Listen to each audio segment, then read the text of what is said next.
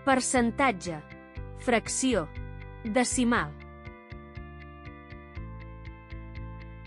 Un percentatge es pot expressar de tres maneres: com a tant per cent, com a fracció i com a decimal. Això ens serà especialment útil a l'hora de calcular.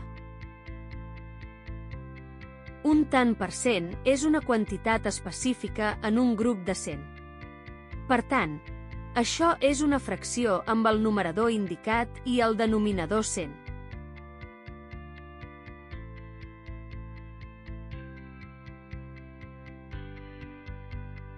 I tota fracció és una divisió. Podem dividir el numerador entre el denominador i aconseguir un nombre decimal.